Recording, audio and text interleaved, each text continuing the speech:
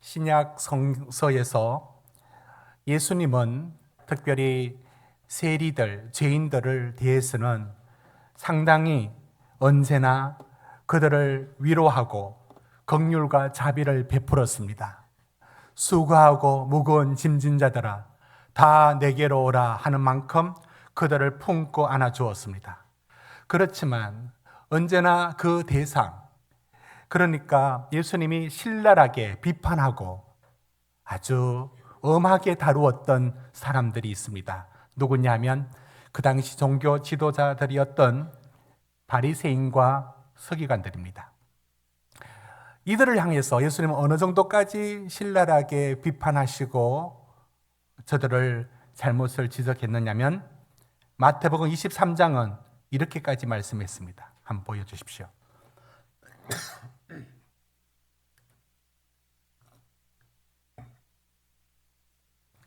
화 있을진저 외식하는 서기관들과 바리새인들이여 화 있을진저의 이 저주를 선언받을 만큼 예수님은 저들의 모습을 굉장히 비판했습니다. 심지어 33절에 보면 뱀들아 독사의 새끼들아 할 만큼 바리새인과 서기관들의 하는 일에 대해서는 예수님은 매우 못마땅하게 그들의 잘못을 지적합니다. 여러분, 우리말로 이렇게 점잖으신 예수님이 왜 서기관들과 바리새인들에 대해서는 이렇게 독설을 퍼부을까요? 왜 그러실까요? 왜 그럴까요? 누구보다도 경건했던 바리새인과 서기관들, 누구보다도 율법을 철저히 지켰고 누구보다도 안식일을 지켰습니다. 그들은 제자들이 지나가면서 밀밭에 이삭을 뜯어서 비벼서 먹었어요. 까먹었다고요. 그들이 나중에 뭐라고 하느냐면 왜 안식일에 하지 못할 일을 했느냐, 이거 따먹은 것을 문제 삼는 게 아니라 안식일에 왜 노동을 했느냐를 문제 삼을 만큼 그들은 안식일을 철저하게 지키고 거룩한 기도를 했고 회당에서 손들고 기도하고 그들은 구제를 했고 그들은 경건했습니다. 그런데 왜 예수님은 저들을 저렇게도 비판하셨을까요? 이유가 있습니다. 마태복음 23장 27절 28절에 보시면 그들의 삶의 핵심에 뭐가 들어있느냐면 회칠한 무덤이에요. 여러분, 무덤이 회칠을 해놨어요. 관이 있는데 그거 아름답게 장식을 했습니다. 그게 무슨 소용이 있죠? 그 안에는 썩었다는 겁니다. 이건 단순하게 그들의 형식주의, 그러니까 겉으로는 하지만 속에는 마음에 없는, 이걸 비판하는 것만이 아니에요. 예수님이 그 정도를 갖고 이 화 있을진저라고 말씀하지 않습니다. 그들에게 문제가 뭐냐면 회칠한 무덤이란 말이 담고 있는 저 뜻이 뭐냐면 여러분, 하나님의 아름다운 것을 인간적으로 냄새나게 만들어버려요. 하나님의 거룩한 선물을 인간의 윤리와 도덕으로 전락시켜요. 이게 바로 회칠한 무덤이라고 비판받았던 그들의 행동입니다. 그러니까 말씀 닫아도 됩니다. 그러니까 그들은 하나님의 아름다운 것을 인간적인 것으로 변질시키고 하나님의 은혜의 선물을 윤리와 도덕 수준으로 낮춰버립니다. 이것이 예수님을 화나게 했던 겁니다. 예를 들면 고르반이라는 저 아람어가 있습니다. 고르반. 이 고르반이라고 하는 것은요, 굉장히 거룩한 말이에요. 하나님, 제 삶을 고르반합니다. 제가 가진 것을 고르반합니다 하는 것은 하나님께 자기를 드리는 귀한 신앙의 행위, 그런 모습, 이런 걸 말합니다. 그런데 저들은 저 고르반을 어떻게 쓰느냐면 부모에게 마땅히 봉양하고 섬기기 위해서 바쳐야 될 것들이 있는데 주기 싫은 거예요. 그러면 뭐라고 하느냐면 고르반이라고 선포를 합니다. 하나님께 드렸다는 거예요. 하나님께 드렸기 때문에 사람에게 책임이 없다는 겁니다. 이런 식으로 거룩한 하나님의 행위를 인간적인 방식으로 이렇게 더럽히고 물들이는 것, 이게 그들의 잘못입니다. 이를 두고 예수님이 이렇게 말했습니다. 마태복음 23장 23절에 화 있을진저 그럼 같이 읽어볼까요? 시작. 화 있을진저 외식하는 서기관들과 바리새인들이여, 너희가 박하와 회향과 근체의 11조는 들이되 율법이 더 중한 바 정의와 긍휼과 믿음을 버렸도다. 여러분, 그때는 향을 피워서 이 제단을 섬겼는데 거기에 들어가는 재료가 박하, 회향, 근체라는 것이 귀했습니다. 그래서 저것도 자기 것을 다 바칠 수 없어서 조금씩 11조로 바쳤습니다. 철저하게. 그들은 철저하게 저것까지 바쳤다는 거예요. 그런데 문제가 뭐냐면 율법에 더 중한 바 정의와 긍휼과 믿음을 버렸도다. 이 말씀은 어떤 뜻이냐면 형식적으로 할 건 다 해요. 다 하는데 뭐가 없느냐면 그 속에 참된 감사와 참된 기쁨과 그 고백들이 빠져버린 겁니다. 그게 그들의 실수입니다. 그래서 마태복음 15장 8절 9절은 그들은 입술로는 나를 존경하지만 마음은 멀다. 여러분, 이게 그들의 모습이었습니다. 여러분, 사탄은 아름다운 것을 추하게 만듭니다. 우리가 가진 성이라는 아름다운 것을 가장 추하게 만들어버리는 게 사탄의 짓이죠. 마치 온 동네 사람들이 떠먹는 맑은 그 우물에 죽은 생쥐를 던지는 것처럼 그렇게 아름다운 것을 그거 하나를 던져가지고 다 못 마시게 만들어버리는 것처럼 어항에 잉크 한 방울을 팍 터뜨리는 것처럼 이것이 사탄은 아름다운 것을 아주 작은 행위로 변질시켜버립니다. 여러분, 제가 오늘 여기까지 말씀을 드린 것은 이런 뜻입니다. 예수님이 모든 이들에게 자비와 긍휼로 대했지만 바리새인과 서기관들의 일은 그들의 잘잘못에 대한 부분의 문제가 아니었어요. 그들은 하나님의 아름다운 것을 인간적인 거로 타락시키고 하나님의 귀한 선물을 시시한 인간의 도덕과 윤리로 전락시켰습니다. 예수님의 분노는 여기서 나왔습니다. 제가 이 말씀을 사도행전 2장이라는 이 본문을 갖고 설교하면서 제가 왜 이 말씀을 먼저 드립니까? 오늘날에도 그러면 가장 아름다운 하나님의 것을 인간적인 것으로 변질시키는 것들은 없습니까? 이 질문을 먼저 던집니다. 오늘 앞에 전했던 말씀을 잠시 보류하고 그러니까 하나님의 아름다운 것들을 인간적인 것들로 변질시키는 것은 없는가라는 질문을 생각을 해두고 오늘 본문에 들어갑니다. 이 생각을 제가 나중에 끄집어내라면 끄집어낼 수 있도록 잠시 보류해 주십시오. 이제 오늘 본문에 들어갑니다. 여러분, 오늘 본문에 나오는 말을 이 5가지 속에 어디 해당되는지를 여러분이 한번 라벨을 붙여주시기 바랍니다. 이 구절이 어떤 것에 해당되는지 말씀 한번 띄워주십시오. 5가지 우리 초대교회에서 나와 있는 5가지의 교회의 5가지 기능들, 예배, 리투르기아, 헬라어로 교제, 코이노니아, 교육, 디다케, 봉사, 디아코니아, 전도, 캐리그마라고 하는 이 5가지가 교회에서 일어나는 일들. 그러니까 오늘 말씀이 뭐냐면 거룩한 공동체, 회개하여 세례받고 제사함을 얻고 성령에 충만한 교회가 받았던 하나님의 선물들. 자, 이것들이 오늘 본문에는 어디에 해당되는지를 이제 저 말씀을 띄워놓은 상태에서 여러분 성경을 봐주시면 됩니다. 42절 같이 읽겠습니다. 시작. 그들이 사도의 가르침을 받아 서로 교제하고 떡을 떼며 오로지 기도하기를 힘쓰니라. 여러분 저기서 2개를 찾아주십시오. 하나는 뭡니까? 교제. 그 앞에 뭡니까? 교육. 그러니까 여러분 성령이 충만했다고요. 바람같이 불같은 성령이 임했는데도 그들은 이렇게 말하지 않습니다. 야, 우리 성령 받았으니까 다 됐다. 성령이면 된다. 아니요.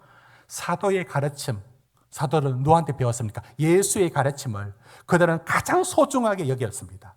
사도의 가르침, 교육. 그리고 어디에 힘을 썼습니까? 교제하는 일. 우린 2가지를 찾았습니다. 그 다음 여러분 46절 같이 읽겠습니다. 46절입니다. 시작.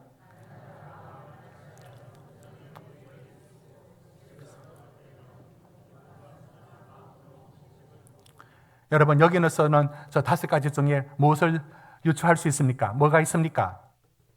예배가 있었습니다.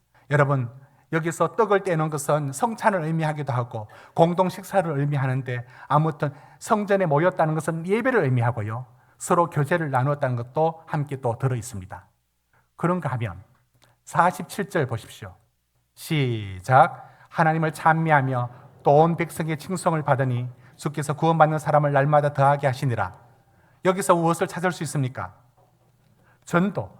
그렇습니다. 그들은 이 복음을 전했습니다. 여러분, 여기에 추가적인 말씀을 좀 우리가 더 봐야 되는데요, 뒤로 2장만 넘겨서 4장 33절을 한번 보십시오. 4장 33절 그들이 했던 겁니다. 4장 33절 시작. 사도들이 큰 권능으로, 여러분, 그들이 전했던 전도 메시지의 핵심은 뭐냐면 예수가 부활했다는 겁니다. 예수가 죽었고 끝난 게 아니에요. 예수가 살아났다라고 그들은 증언으로 복음을 전했습니다. 전도입니다. 캐리그마. 그렇습니다. 그런데 여기 하나가 빠지고 말았습니다. 뭐가 빠졌습니까? 봉사가 빠졌습니다. 그러면 봉사가 어디서 나오느냐? 여러분, 봉사는 다시 돌아갑니다. 2장에 가보십시오. 2장에 44절, 45절 보십시오. 같이 읽습니다. 시작. 믿는 사람이 다 함께 있어 모든 물건을 서로 통용하고 또 재산과 소유를 팔아 각 사람의 필요를 따라 나눠주며. 여러분, 우리는 여기서 비본질적인 것과, 즉 따라할 수 없고 굳이 따라하지 않아도 되는 삶이 있습니다. 그들은 물건을 서로 통용하는 공동 소유, 도저히 자본주의 사회에서는 상상도 못하는 공동 소유, 함께 생활하고, 여러분, 이 생활을 우리가 닮아갈 수는 없어요. 오늘날의 삶에 이 생활을 우리에게 강요할 수도 없습니다. 이건 그 당시에 일어났던 아름다운 일이긴 하지만 이 제도와 이 형식을 그대로 가져올 수는 없습니다. 그러나 이 4절과 45절과 46절은 필요를 따라 나눠주고 소유를 나누는 것, 이게 봉사입니다. 서로가 서로에게 필요한 것을 채워주기 때문에 그렇습니다. 이것을 왜 봉사라고 말할 수 있느냐면, 여러분 한 번만 더 뒤로 갑시다. 4장 32절 보십시오. 4장 32절 우리 같이 읽습니다. 시작. 믿는 무리가 한 마음과 한 뜻이 되어 모든 물건을 서로 통용하고 자기 재물을 조금이라도 자기 것으로 하는 이가 하나도 없더라. 여러분, 이것이 34절 보십시오. 그 중에 가난한 사람이 없으니 이는 밭과 집에 있는 자는 다 팔아, 자는 팔아 그 판 것의 값을 가져다가 공동으로 소유하면서 나눴습니다. 그러니까 공동 소유라는 이 방식은 본질적인 건 아니에요. 이건 이럴 수도 있고 저럴 수도 있고 아름답게 하지만 지금 우리에게 이 모델을 쫓아가라고 하는 것은 무리입니다. 그러나 여기서 나오는 것은 서로가 서로를 섬기는 봉사, 내가 가진 은사를 갖고 서로 섬기는 것이 나왔습니다. 여러분, 우리는 2장에서 그리고 4장에서 교회의 5가지의 기능들을 다 찾았습니다. 예배, 교제, 교육, 그리고 봉사, 전도. 여러분, 저는 설교를 이렇게 뒤집었습니다.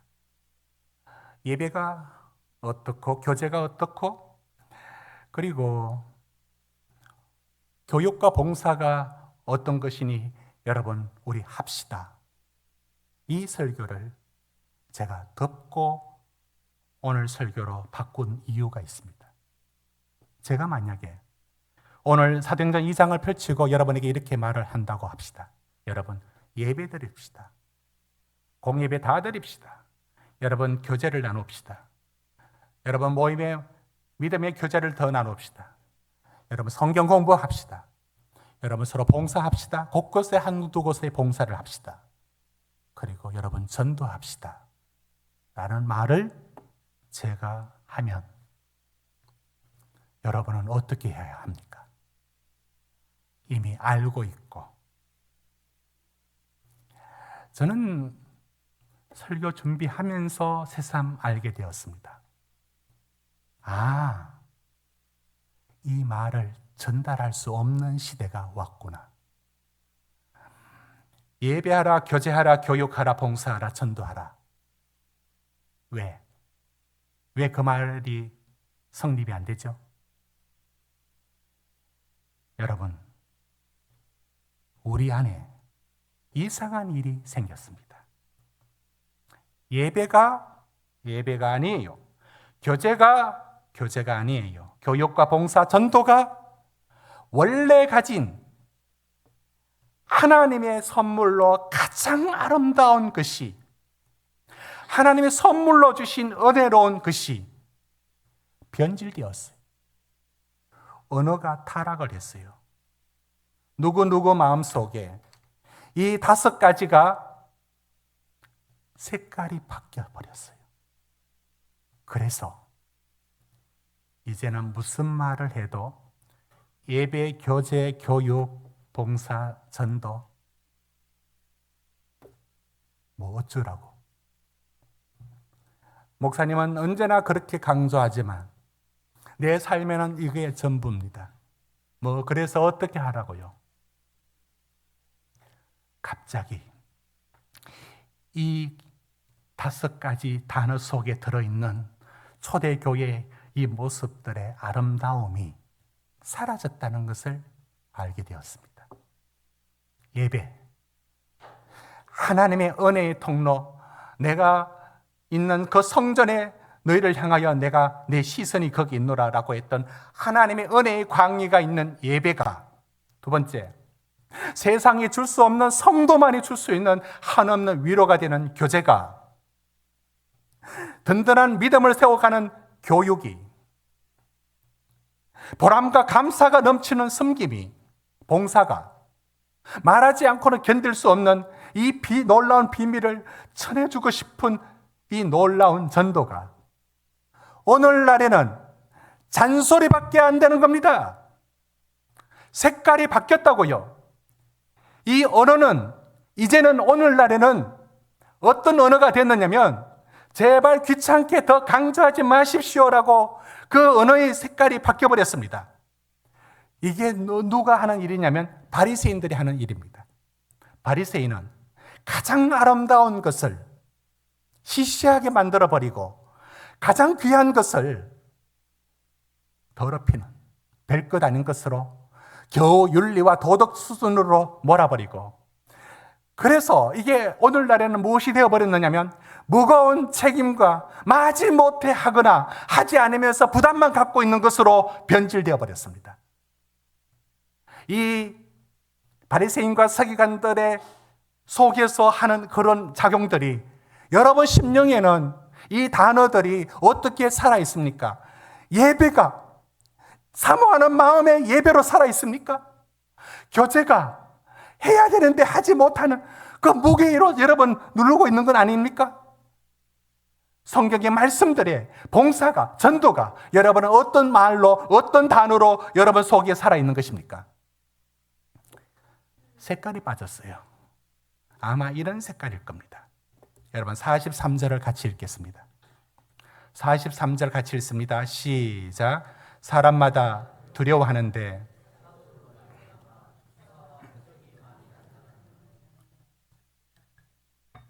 여러분 두려워한다는 게 뭡니까? 공포스러움은 두려움이 아니에요. 여기서 두려워한다는 것은 그들은 옷깃을 여무는 하나님의 행하심을 보고 있는 경건한 두려움을 말합니다. 이 색깔이 빠졌어요. 또 뭐가 빠졌느냐? 여러분 46절 한 번 더 봅시다. 거기에 46절 보시면 기쁨과 순전한 마음으로, 여러분 기쁨이 빠졌어요. 감사가 빠졌어요. 순전한 마음으로라는 그것이 빠져버렸어요. 그 색깔이 빠져버리면 뭐가 남느냐? 해야 된다는 무거운 책임과 의무와 잔소리만 남아 있습니다. 여러분 신앙을 테스트하는 일은 의외로 간단합니다. 그 일에 여러분은 기쁨을 누리고 있습니까? 여러분 5가지 중에 이 5가지 단어가 하나님의 얼마나 귀한 선물로 이 성령 충만한 교회에 일어났던 이 귀하고 아름다운 것들로 여러분은 이 단어를 지금 받고 있습니까? 아니면 무거운 책임과 의무로 메말라 버린 마지 못한 일로 남아 있습니까? 거기에 경건함이 빠졌습니까? 거기에 순전한 기쁨과 감사와 하나님의 찬미가 빠져버린 색깔은 아닙니까? 그러니까 그들이 한 일은 예레미야가 너무 잘 지적했습니다. 예레미야서 2장의 말씀은 이렇게 말하고 있습니다.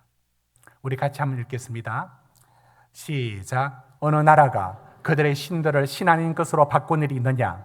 그러나 나의 백성은 그 영광을 무익한 것으로 바꿨느니라. 여기까지 여러분 먼저 보십시오.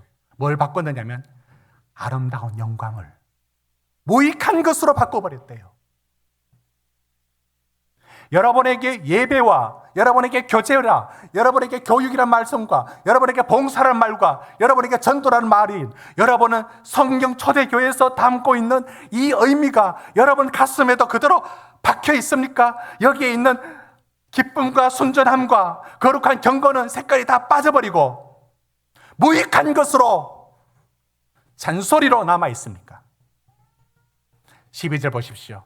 하늘아 놀랄지어다 떨지어다. 왜? 13절 같이 읽습니다. 시작. 내 백성이 두 가지 악을 행하였나니 곧 그들이 생수에 거는 데는 나를 버린 것과 스스로 웅덩이를 판 것인데 그것은 그 물을 가두지 못할 터진 웅덩이니라. 생수의 근원이 이 단어 안에 들어있지 않습니다. 그러나 비슷하게 웅덩이를 팠어요. 겉은 그대로 유지하고 있습니다. 안 하는 게 아니라고요. 하는 건 다 해요.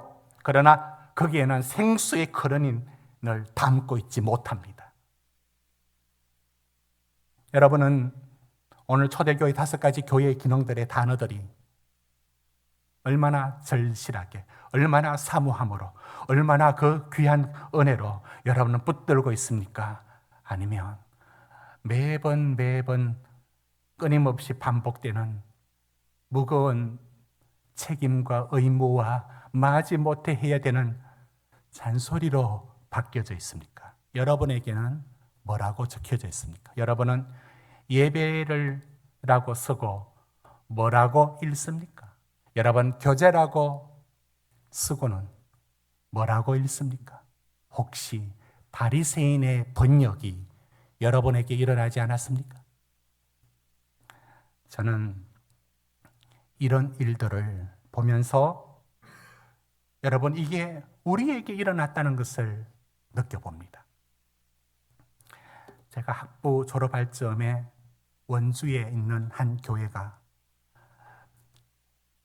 파트타임 교육자에게 사택을 제공하고 전액 장학금을 준다는 조건으로 교육자를 뽑았습니다. 거기에 이렇게 올려져 있었습니다. 영어 설교를 할 수 있으면서 찬양을 인도하는 사람을 뽑고 있었습니다. 그런데 거기에 지원자가 없습니다. 왜냐하면 영어가 되는 사람은 찬양 인도가 안 되고 찬양 인도하는 사람은 영어 회화가 자유롭지 않았습니다. 누가 가는가? 오지 않으니까 밑에 자꾸 광고가 올라가니까 다시 올려가지고 위로 올려놨어요. 나중에 누가 갔는지 저는 알게 되었어요. 제가 아는 분입니다. 그러분 어떤 분이 갔는지 아십니까? 영어도 하는 것도 아니고 안 하는 것도 아니고 찬양도 잘하는 것도 아니고 못하는 것도 아닌 분이 갔습니다. 제가 놀리면서 그 얘기했습니다. 아, 그 가는 사람 정해져 있구나. 이것도 아니고 저것도 아니고 그렇다고 안 하는 건 아니야. 못하는 건 아니야. 하긴 해. 잘하는 건 없어. 그 일이 우리에게도 일어났습니다. 예배, 교제, 교육, 봉사, 전도 안 하는 건 아니야. 해. 그러나 그 속에 이게 얼마나 귀하고 얼마나 귀한 선물인지를 거기에 감사와 거기에 기쁨을 발견치 못하고 있지는 않느냐 이 얘기입니다. 저는 이런 현상을 저는 우울증에 비유할 수 있습니다. 우울증은 아름답고 귀한 걸 보지만 눈에 안 들어와요. 눈에 넣어도 아프지 않는 사랑하는 애가 집에 놀고 있어요. 우울증 있으면 아이를 어떻게 보느냐? 이렇게 봅니다. 기쁘지 않아요. 그 기쁨 줄 모릅니다. 2주 정도 됐는데요. 이혼 숙녀 그 어떤 프로그램이 있었어요. 거기에 한 여자분이 굉장히 욕설이 심하고 계속 이제 그 SNS를 하면서 눈을 못 떼요. 근데 욕설이 심해요. 근데 집에 귀한 딸이 둘이나 있어요. 제가 2부까지는 저 영상을 못 찾았는데 2부 쉬는 시간에 영상을 찾았습니다. 캡처했는 거 잠시 한번 보여주십시오. 이런 행동을 보이는 거예요. 먼저 1번. 네. 이제 외출할 때 이제 카시트에 이제 아이를 다음에 얘기해줘. 아니 다음에 얘기해줘. 자기가 쟤 좀 도와줘. 이제 어디? 태우고 가는데 아니 이거 아, 보여준 가서 거잖아. 보면 될 거 아니야. 쟤 좀 도와주라고. 눌러. 안 돼? 왜 안 해? 왜 안 그래서 해? 애한테 계속 짜증을 내고 그래서 이제 자막 처리가 되는데 따라와주면은 욕을 하고 이제 소리 많이 뭐 지르더라고요. 그렇게 하고 손대봐, 못마땅해 손대봐. 하고 막 그러고 이걸 네가 있어요. 빼서 그래. 이걸 하지 마. 네가 저걸 네가 뽑아서 그래. 네, 저분이에요. 그니까 근데- 짧지. 이제 징징대지 마. 갈 거야. 예, 됐습니다.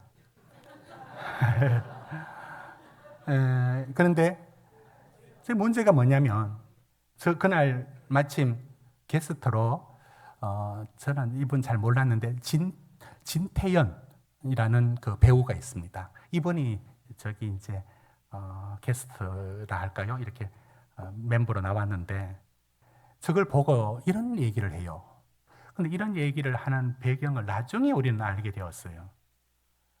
이제 출산하기 20일 놔두고 유산을 했어요. 애를 가지려고 온갖 노력을 하다가 겨우 가졌는데 출산 20일 놔두고 아이를 유산시켰어요. 그 2주년이 된 진태현 배우가 저 장면을 보고 이런 말을 해요. 한번 들어보십시오. 그래서 이제 애기한테 하시는 말씀을 보면서 영상, 제가 이제 우리 영상 딸을 나올까요? 하늘나라에 보낸 지 2주입니다. 오늘이. 어제 자기 딸을 보낸 아내하고 지 이제 2주년 됐다고요. 카시트 같은 걸 정리를 했어요. 아이를 갖고 싶어도 그 되게 소중한 걸 알아야 돼요. 두 분이 이혼을 하든지 말든지 저하고는 상관이 없어요. 죄송하지만 여기 모든 분들도 마찬가지예요. 근데 하나만 약속해야 되는 게 제발 애들은 잘 키워야 되지 않겠습니까 우리가? 맞잖아요. 그런데 됐습니다. 저 다음 영상은 굉장히 화나는데 저 말을 할 필요가 없었어요. 저 말을 들을 가치가 없었어요. 저분은 소용없는 말을 했어요. 그런데 저분 이런 얘기하는 거죠. 아니 아이가 눈에 넣어도 아프지 않은 아이를 둘을 데리고 있으면서 하루 종일 욕설하고 불만하고 짜증을 내요. 저분 하는 얘기는 나는 애를 애를 보지도 못하고 잃어버렸다. 얼마나 귀하냐고 아느냐고. 저분의 눈물이 저 듣고 있는 저 여자분한테는 아깝다는 생각이 들어요. 왜? 눈에 안 들어와요.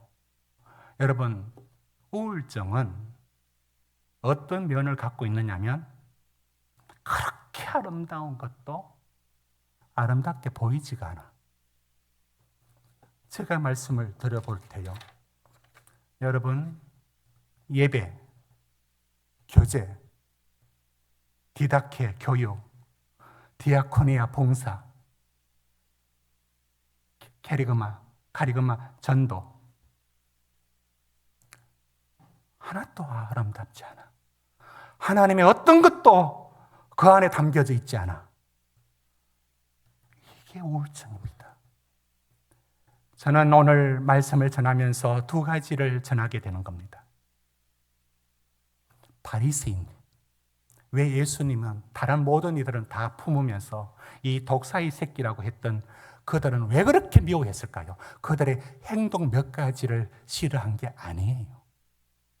하나님의 것을 이렇게 썩어 자빠지도록 만들어버렸어요. 하나님의 귀한 것을 필요 없는 것으로 만들어버렸습니다. 여러분, 저는 오늘 사도행전 설교를 준비하며 오늘 이 시대가 이런 일들을 일어나고 있는 징조를 발견합니다. 바리새인은 누구 상상하지 마십시오. 그 바리새인은 저와 여러분 안에 항상 도사리고, 아니 지금도 움직이고 있습니다. 하나님의 귀한 것을 쓸모없는 것으로 잔소리로 만들어 버리는 것들이 얼마나 우리 속에 작용하고 있는지 아십니까? 아니면 이 진단이 아니면 두 번째일 겁니다. 여러분은 신앙의 우울증에 걸려 있습니다. 하나도 기쁘지 않습니다. 많이 하는데 아무 기쁨이 없습니다. 이건 전형적인 우울증입니다. 이 두 가지 진단 우리 각자에게 해보시기를 바랍니다. 저는 오늘 말씀을 맺을 때 여러분 봉사를 하고 여러분 예배를 드리고 여러분 교육과 교제를 나누고 여러분이 전도를 한다 합시다. 여러분 그 안에 있는 기쁨을, 그 안에 귀함을 잃어버리지 마십시오. 마르다에게 예수님이 이렇게 말했습니다. 마리아는 예수님 말씀을 밑에서 듣고 있습니다. 그 기쁨을 빼앗지 않기려고 잊고 있습니다. 마르다는 분주하게 어떻게 예수님을 대접할까 봐 그 나쁜 마음이 아니에요. 그러나 대접한다고 분주하게 있습니다. 그때 예수님이 마르다에게 이렇게 말했습니다. 누가복음 10장 41절 42절. 여러분 우리 같이 읽겠습니다. 시작. 주께서 대답하여 이르시되 마르다야 마르다야 내가 많은 일로 염려하고 근심하나 몇 가지만 하든지 혹은 한 가지만이라도 족하니라. 마리아는 이 좋은 편을 택하였으니 빼앗기지 아니하리라 하시니라. 사랑하는 성도 여러분, 이 말을 누가 또 어떻게 받아들일지 모르겠습니다. 내가 차라리 안 하고 그게 더 신앙적으로 내게 도움되겠다 하면서 일을 그만두는 분은 항상 11월과 12월에 제가 많이 만나는 우리 성도들의 언어입니다. 그렇게 사용될까 봐 두렵습니다. 저는 이 말씀을 읽고 이런 도전을 저와 우리 성도들에게 던질 수밖에 없습니다. 차라리 하나를 하더라도 기쁨을 잃어버리지 마십시오. 단 하나를 하더라도 그 안에 들어있는 기쁨은 빼앗기지 마시길 바랍니다. 하나님의 은혜가 여러분의 삶에 있기를 축복합니다.